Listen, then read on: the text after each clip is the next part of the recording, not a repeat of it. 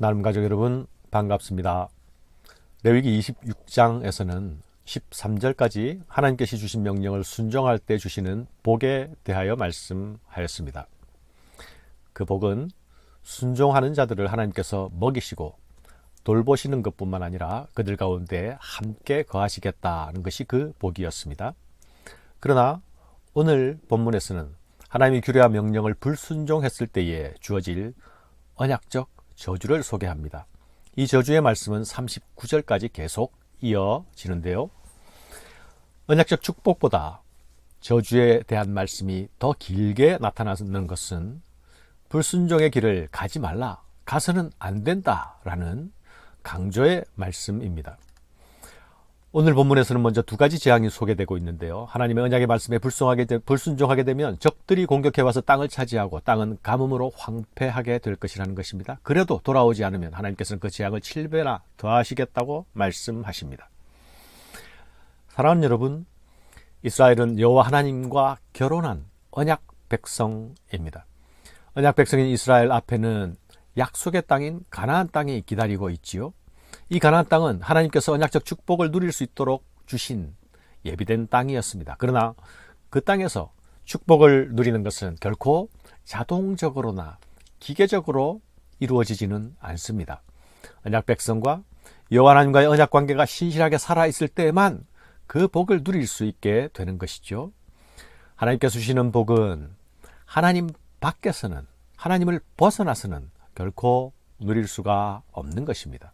오직 하나님 안에서만 그 복을 누릴 수 있다는 것을 반드시 기억해야 하겠습니다.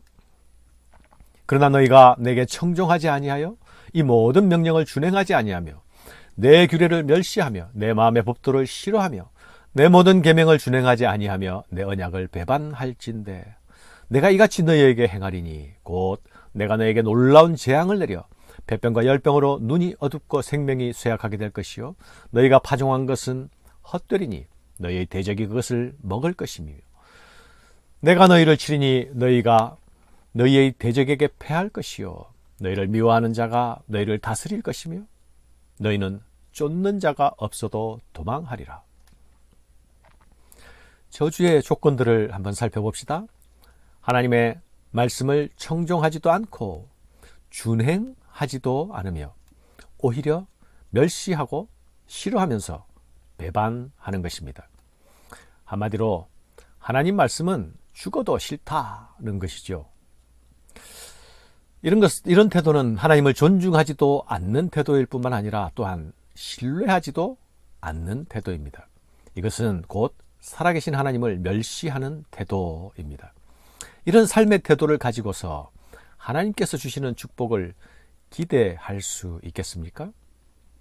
축복은 하나님을 인정하는 데서부터 시작됩니다. 성경은 범사에 여호와를 인정하라고 말씀하지 않습니까? 하나님을 무시하는 태도는 하나님께서 주시는 축복을 걷어차고 대신 저주를 불러오는 태도입니다.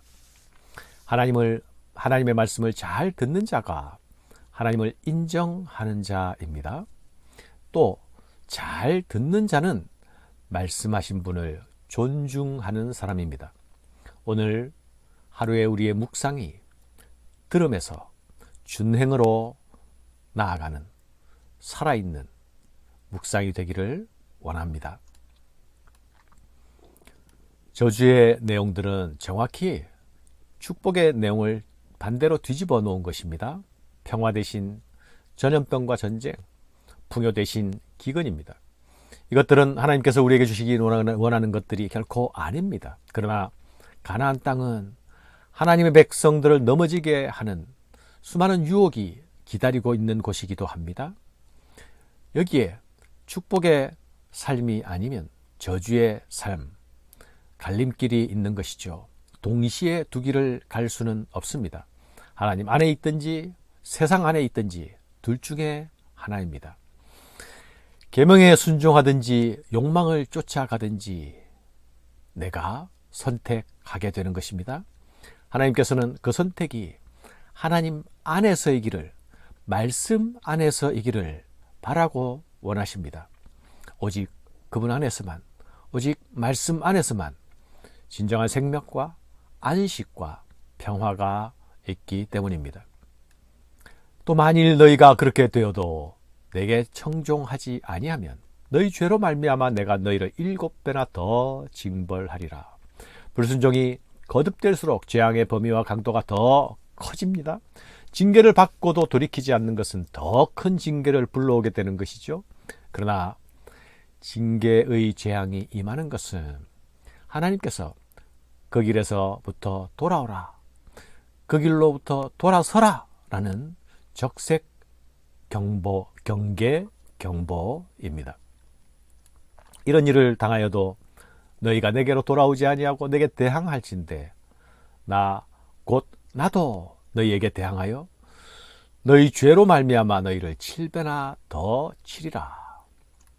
사랑하는 여러분, 나도 너희에게 대항하여 너희를 7배나 더 치겠다는 이 말씀은 우리를 사랑하시는 하나님의 강한 의지가 담긴 표현이 아닙니까?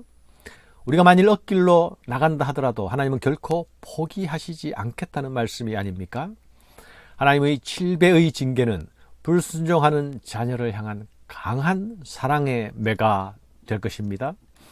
하나님은 자기 자녀들이 반항하고 가출하더라도 결코 포기하거나 주저앉지 않으실 것입니다. 멀리서 관망자로 물끄러니 바라보고 계시지도 않을 것입니다. 적극적으로 개입하실 것입니다. 그래서 망하는 길, 죽는 길로부터 기어이 돌려놓으실 것입니다. 내가 너희의 세력으로 말미암은 교만을 꺾고 너희의 하늘을 철과 같게 하며 너희 땅을 놋과 같게 하리니 너희의 수고가 헛될지라 땅은 그 산물을 내지 아니하고 땅의 나무는 그 열매를 맺지 아니하리라. 하나님께서는 불순종의 길을 가는 자들을 자기 힘을 믿는, 자기 세력을 믿는 교만한 자들이라 말씀하고 계시죠. 청종치 않고 순종치 않는 이면에는 이 인간의 교만이 내가 할 수 있다, 나도 할 수 있다, 더 잘할 수 있다라는 교만이 도사리고 있는 것입니다. 하나님 없이도 살 수 있다, 하나님 밖에서도 살 수 있다 생각하는 것이 바로 교만입니다. 하나님은 이 교만을 꺾어내겠다 하십니다. 사랑하는 여러분, 축복의 땅에 비가 내리지 않으면, 축복의 땅에 열매가 맺히지 않으면, 그 땅에 평화와 안식 대신 전쟁과 기근의 소식이 찾아오면 그때가 바로 가던 길에서 멈추고 돌아서야 할 때입니다. 사랑하는 여러분, 하나님이 주신 축복의 공동체인 우리 가정에 하나님이 주시는 평화가 있습니까? 하나님께서 주시는 배부름이 있습니까? 우리 교회는 어떻습니까? 하나님께서 주시는 교회 공동체 안에서 누리는 안식이 있습니까? 날마다 우리에게 새롭게 공급하시는 그 하나님의 풍성한 공급이 있어야 하겠습니다. 우리의 땀 흘림과 수고 위에 주시는 많은 열매들이 열려야 하겠습니다. 우리는 지금 유례가 없는 팬데믹 상황을 겪고 있지 않습니까? 그래서 오늘 이 말씀은 더 무거운 말씀으로 다가옵니다. 우리 스스로를 다시 돌아보게 합니다. 하나님께서 지금 나와 우리 가정이 무엇으로부터 돌아서기를 원하시는지, 또 우리 시대의 교회와 오늘 우리 교회가 무엇으로부터 지금 돌아서기를 원하시는지 깊이 묵상하며 하나님께 묻는 아침 되시기를 바랍니다. 감사합니다.